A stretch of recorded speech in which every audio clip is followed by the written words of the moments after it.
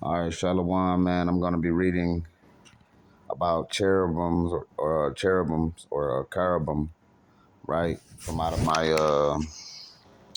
Zondervan Illustrated Bible Dictionary, man. Which I had this about a couple years now, probably about a year or two maybe.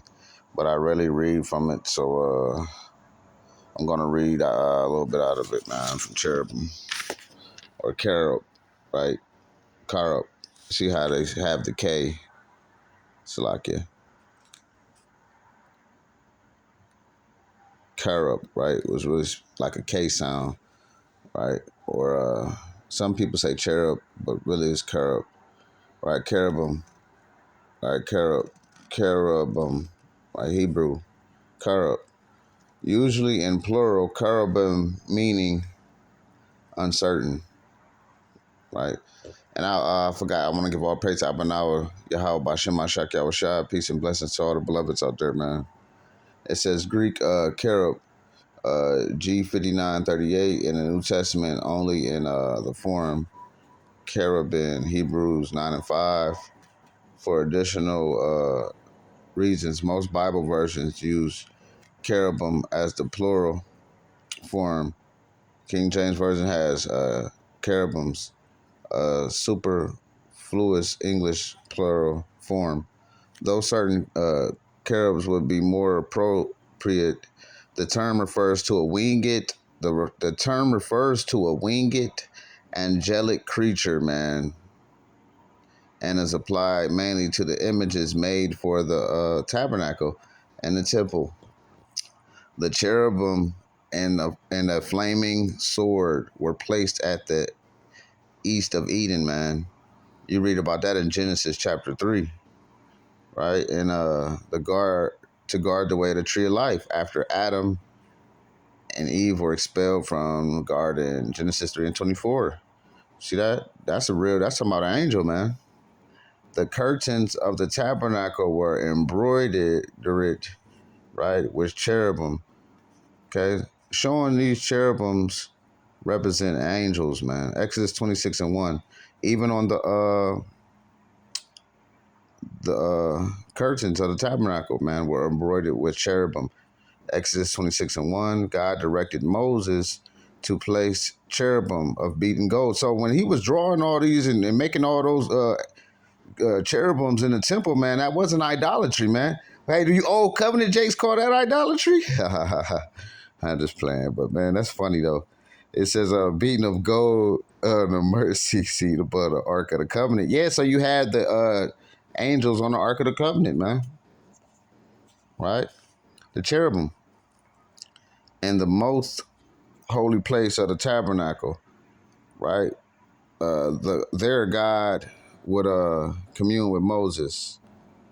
God's glory rested between the cherubim in both the tabernacle, the temple, which if I was to give my opinion, I believe the cherubim represented the left and the right hand of the Most High. It says He dwelleth between the cherubims, and that's the angels, man. And the angels sit on the right hand and the left hand of the Most High, which through the Spirit, man, I believe that's talking about Yahweh Shai on the right hand and Satan on the left hand, man. You know what I'm saying? The Most High using good and evil, which is His law, basically, and covenant, right? You had those cherubims. It says God directed Moses to the place of the cherubim of beaten gold on the mercy seat above the Ark of the Covenant in the most holy place of the tabernacle. There God would commune with Moses. And I got the verses. It says God's glory rested between the cherubim and both the tabernacle and the temple. Then they got all these verses. I'm not about to read all them verses. It says the cherubim in the temple were huge figures newly made for the purpose. Right? Then they have this picture of a cherubim.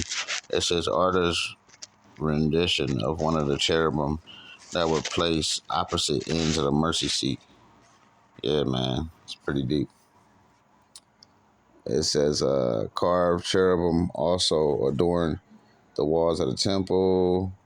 1 Kings 6:29. David sings of God riding on a cherub. 2 Samuel 22:11. Yeah, because there's animal cherubs too, meaning animal angels, or angels that are basically animal type angels, man. You know what I'm saying? The Most High have some creations, baby. Okay, riding on a cherub. That the cherubim were more than clouds or statues is plain. Yeah, man. So the cherubims are not just clouds and statues, man. Like they made those statues in the temple. Cherubims are real angels. That's why in Genesis 3:24, he had the cherubims, right? Where that's at. See that? The cherubims were watching the garden, man. The cherubim and the flaming sword were placed at the east of Eden. So cherubims are real angels. That the cherubim were more than the clouds or statues is plain from the description Ezekiel gives. Okay? Ezekiel didn't say the cherubims are regular humans, man. Ezekiel 9:3, 10 and 1 through 22. You can see those are clearly angels. And Ezekiel, those cherubims, which shows that they are the living creatures of the first chapter. The first four faces of each of the cherubim stand for the four excellencies of the created order: the lion, the greatest of the wild beasts; the eagle, the greatest of the birds; the ox, the greatest of the domestic beasts; and the man, the crown of creation. Ezekiel sees over the heads of the cherubim, the throne of that's where you get all these like even on Dragon Ball Z, you'll see the different angel gods, and they have animal heads, man. They got this from the scriptures, beloveds. That's why if you go to you look at in Egypt, a lot of the depiction of their gods have animal faces, man. These are different cherubim angels, man. Okay, cherubim, the four. Ezekiel sees over the heads of the cherubim, the throne of God, who is thus absolutely sovereign over his whole creation and all its variety of life and being in all its complexity of movement. The same, and even if you look at humans for real, humans look like animals.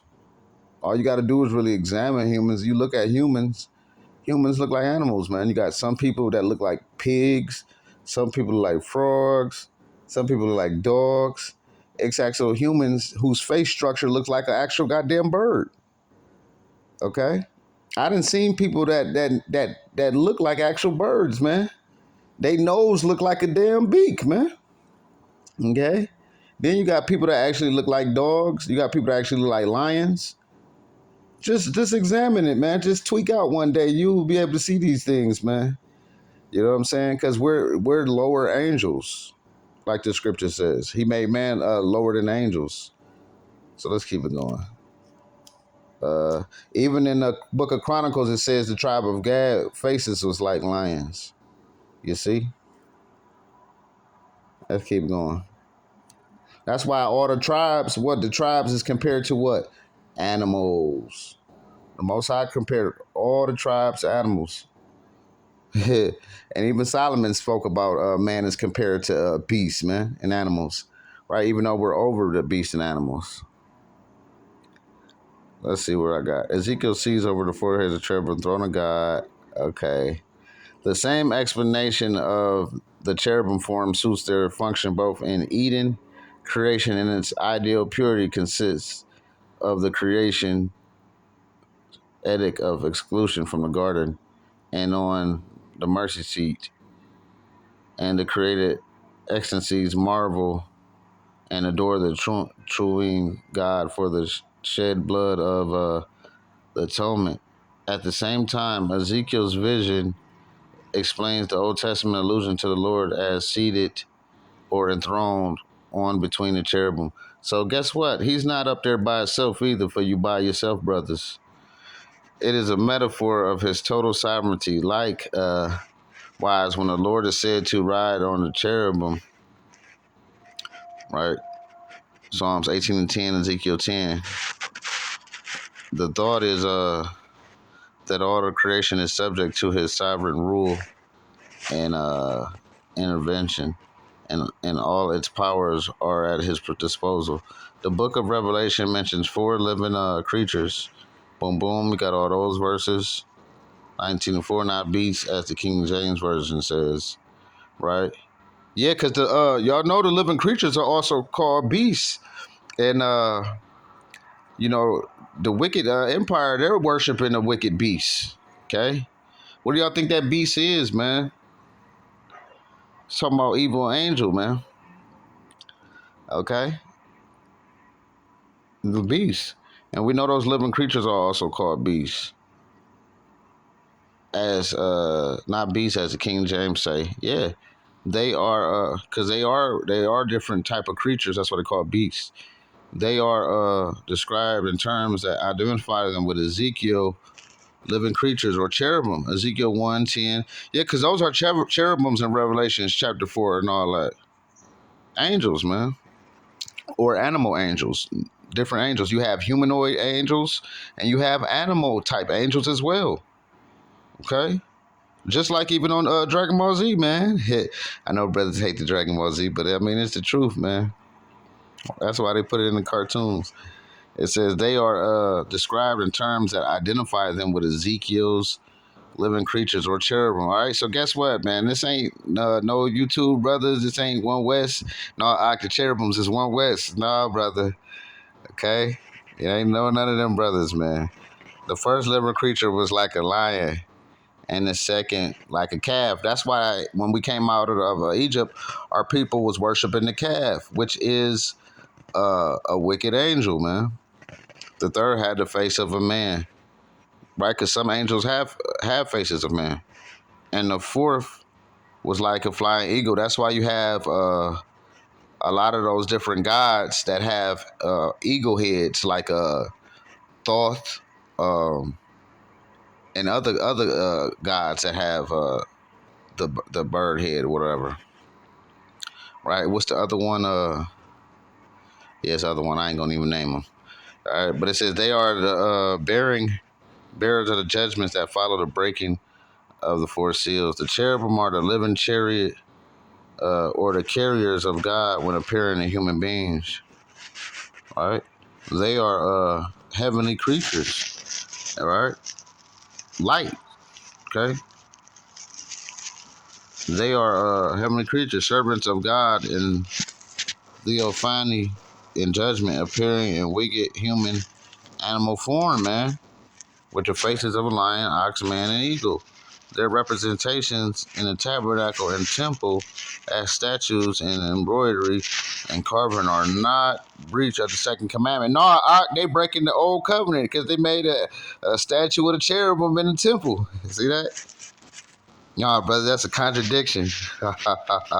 They are significant in prophecy. Okay, because what? You're not supposed to be bowing down to those cherubim, man. In the apocalypse, Revelation, their service is rendered immediately to God.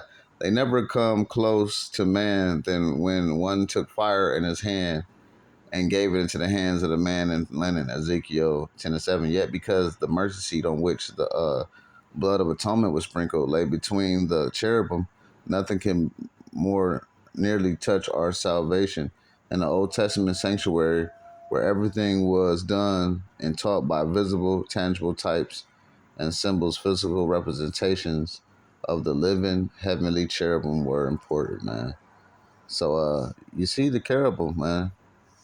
You know, the cherubim are angels, and you have cherubim uh animal angels, man. Okay. We can get creatures that will also use for transportation as well. Right. So that's where they get all that stuff from the one movie. What's that one movie when they had a big old creatures with the animal with the wings? I don't know if that's Narnia I forgot what movie that was, man, with the big white dude, the big white animal with the wings. Some beloveds might know, but about that movie. But man, the cherubim, man, the angels, man. They even have a lot of carbons of them too, man. So I'll praise Abba Shema Shak Yahweh Shah. Okay.